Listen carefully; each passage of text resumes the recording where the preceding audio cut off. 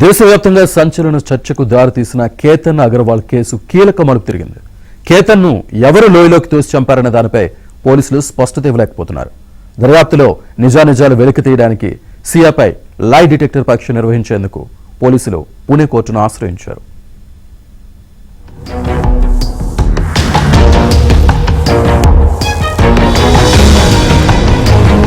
కేతన్ ను లోహగఢ్ కోట వద్ద ఎవరు లోయలోకి తోసి చంపారనే దానిపై ఇప్పటికీ స్పష్టత లేదని పోలీసులు కోర్టుకు నివేదించారు. తొలుత సియా ప్రియుడు చేతన్ తోశాడని, తరువాత సియానే తోసిందని, ఆపై చేతన్ స్నేహితుడి ప్రమేయం ఉందని, ఇలా రకరకాల వాదనలు తెరపైకి వచ్చాయి. అయితే ఘటనపై దర్యాప్తు కొనసాగుతున్నప్పటికీ ఎవరు తోశారో ఖచ్చితంగా చెప్పగలిగే ఆధారం మాత్రం లభించలేదని పోలీసులు కోర్టుకు తెలిపారు. ఈ విషయంలో నిందితులు మౌనం వహిస్తున్నారని వివరించారు. ఈ తరుణంలో లైట్ డిటెక్టర్ పరీక్ష ఒక్కటే మార్గమని కోర్టును అభ్యర్థించినట్లు తెలుస్తోంది.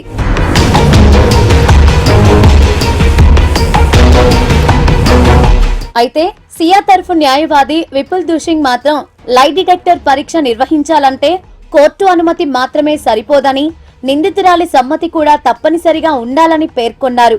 అంతేకాదు పాలిగ్రాఫ్ పరీక్ష ఫలితాలను కోర్టు ప్రత్యక్ష సాక్ష్యంగా పరిగణించదని, అవి దర్యాప్తును ముందుకు తీసుకెళ్లేందుకు, కొత్త ఆధారాలు లీడ్స్ సేకరించేందుకు మాత్రమే ఉపయోగపడతాయని న్యాయ నిపుణులు చెబుతున్నారు.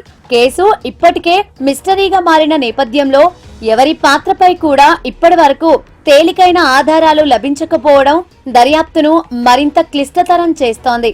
కోర్టు ఈ అభ్యర్థనపై ఎలా స్పందిస్తుందన్న దానిపై ఇప్పుడు అందరి దృష్టి నిలిచింది.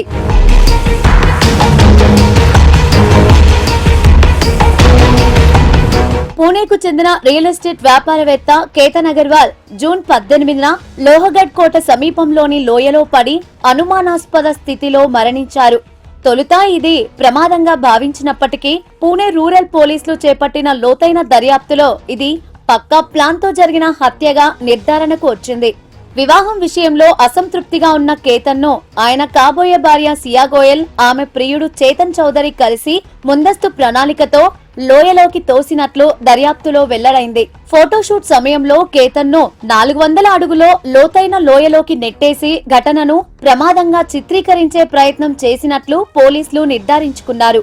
అంతేకాదు అంతకుముందు జూన్ 14న ఇదే కోట వద్ద జరిగిన మరో ప్రయత్నం విఫలమైనట్లు కూడా దర్యాప్తులో బయటపడింది.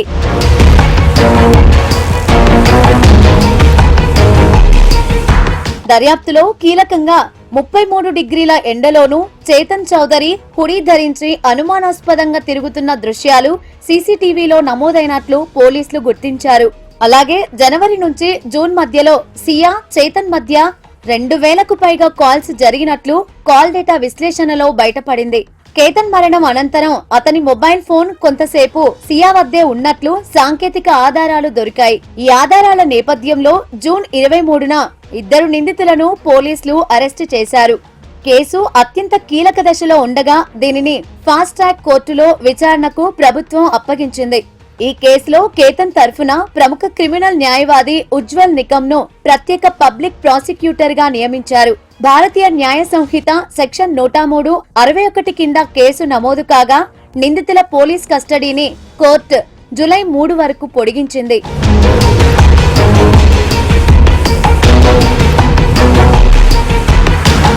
దర్యాప్తులో భాగంగా పోలీసులు జూన్ 28న సియా సమక్షంలో డమ్మీ సాయంతో ఘటనా పునర్నిర్మాణం నిర్వహించారు. జూలై 1న చేతన్ చౌదరిని నేరుగా లోహగఢ్ కోటకు తీసుకెళ్లి మరోసారి సీన్ రీక్రియేషన్ చేశారు. ప్రత్యక్ష సాక్షులు లేకపోవడంతో గైట్ అనాలిసిస్, డిజిటల్ ఫోరెన్సిక్ ఆధారాలు, అలాగే డిలీట్ చేసిన డేటా రికవరీపై పోలీసులు ప్రత్యేకంగా దృష్టి పెట్టారు. ఈ ఘటనకు ముందు మరో కోట వద్ద ఈ ఇద్దరు కేతన్ ను ఎలా తోసి చంపాలో రిహార్సల్స్ సైతం నిర్వహించినట్లు తేలింది.